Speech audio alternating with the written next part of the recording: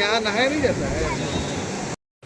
মন্দারমণিতে আসা সমস্ত পর্যটকদের উদ্দেশ্যে বলা হচ্ছে যে এখন জোয়ার চলছে, অমাবস্যা ভরা কাটাল এবং সমুদ্রের ঢেউ যথেষ্ট উত্তাল রয়েছে। তার জন্য আপনাদের সবাইকে বলা হচ্ছে কেউ জলে নামবেন না এবং গাড়োয়াল ছেড়ে সবাই নিরাপদ স্থানে বসুন। মন্দারমণিতে আসা সমস্ত পর্যটকদের উদ্দেশ্যে বলা হচ্ছে আপনারা কেউ এখন জলে নামবেন না।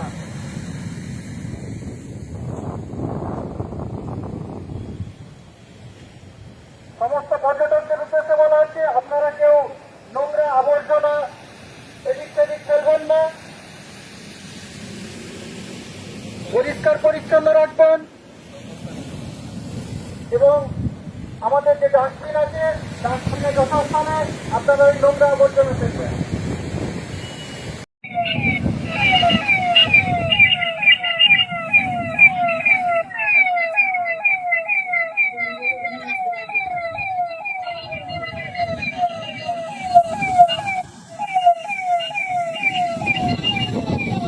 পর্যটকদের উদ্দেশ্যে বলা হচ্ছে এখন জোয়ার চলছে, অমাবস্যা কাটালের জোয়ার।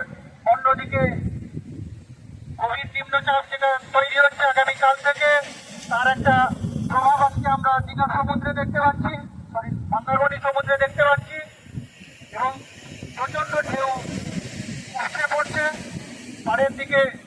তাই সমস্ত পর্যটককে বলছি কেউ যাতে গাড়োয়াল পেরিয়ে না আসে এবং নিজেও সচেতন থাকবেন এবং অপরকেও সচেতন করাবেন।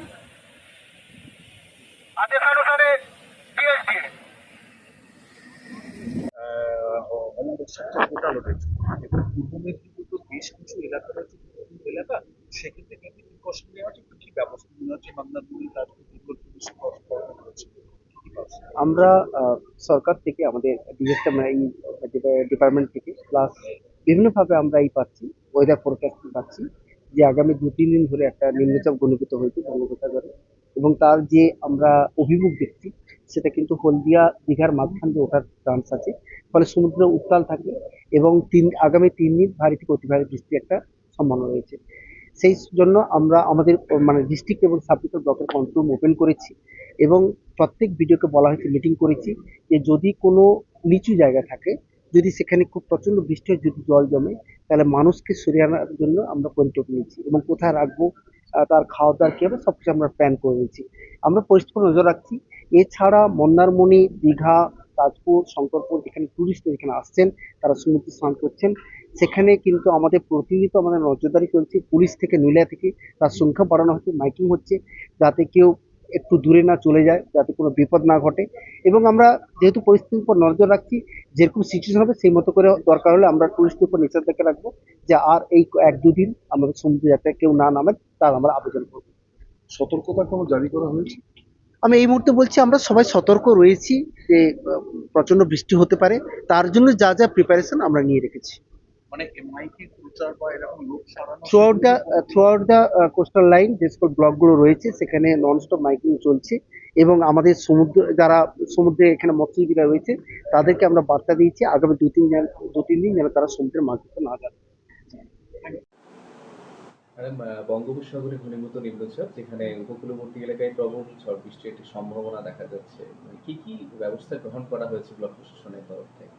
আমাদের তো এখানে একটা ভারী বর্ষণের অ্যালার্ট রয়েছে, সেই জন্য আমাদের আজকের থেকে আমাদের ব্লকে এবং বিভিন্ন গ্রাম পঞ্চায়েতে কন্ট্রোল রুম ওপেন করা হয়েছে 24 আওয়ার। আমরা অ্যালার্ট আছি। এছাড়াও আমাদের উপকূলবর্তী যে পদিমা 1, পদিমা 2 এবং তালগাছি 2 গ্রাম পঞ্চায়েতে ব্লক এবং পঞ্চায়েত সমিতি এবং পঞ্চায়েতগুলোর তরফ থেকে এক্সটেন্সিভ মাইকিং করা হচ্ছে জনসাধারণ এবং পর্যটকদের জন্য। এছাড়াও আমাদের যে বিভিন্ন সাইক্লোন শেল্টারগুলো আছে সেগুলোকেও প্রিপেয়ার্ড রাখা হচ্ছে, যাতে যদি এমার্জেন্সি কেসে আমাদের কিছু ভালনারেবল মানুষজনকে শিফটিং করাতে হয়। গাছ কাটার টিম রেডি করা হয়েছে, ড্রাই ফুড সব কিছু আমরা রেডি আছি আর কি। মূলতভাবে দীঘায় প্রচুর পরিমাণে পর্যটক আসছেন, যেখানে জগন্নাথ মন্দিরকে নিয়ে পর্যটকদের জন্য কি কি নির্দেশিকা জারি করা হয়েছে তাদের? পর্যটকদের জন্য অযথা যাতে তারা খুব ভয়ভীত না হয়ে যান, কোনো মানে কোনো গুজবে কান না দেন। তারা যখন ঝড়ঝাপটা হবে যাতে হোটেলের রুমে থাকেন, বা ওই সময় আমাদের নুলিয়াদেরও ইনস্ট্রাকশন দেওয়া আছে, সিভিল ডিফেন্স টিমকে ইনস্ট্রাকশন দেওয়া আছে যাতে পর্যটকরা সমুদ্র স্থানে নেমে না পড়েন, সেগুলোকে দেখার, যাতে তারা সমুদ্রে না নামেন ওই অবস্থায়। এরকম বিভিন্ন ধরনের সতর্কবার্তা তাদেরকে জানানো আছে। মাইকিং কি ম্যাডাম শুরু হয়েছে? মাইকিং শুরু হয়েছে অলরেডি, আজকে সকাল থেকে মাইকিং চলছে। সমস্ত পঞ্চায়েতগুলোতে কি আপনারা অ্যারেঞ্জমেন্ট করে দিয়েছেন? সমস্ত পঞ্চায়েতগুলোকে আমরা জানিয়েছি, যেগুলো বিশেষ করে কোস্টাল গ্রাম পঞ্চায়েত, সেগুলোকেও আমাদের জানানো হয়েছে। পঞ্চায়েত থেকেও মাইকিং চলছে এবং কোন কোন জায়গায় যদি লোকজনকে সরাতে হয় সেই জায়গাগুলো আইডেন্টিফাই করা হয়েছে, রেডি রাখা হয়েছে। এই ধরনের বিভিন্ন ব্যবস্থাপনা আমরা গ্রহণ করেছি।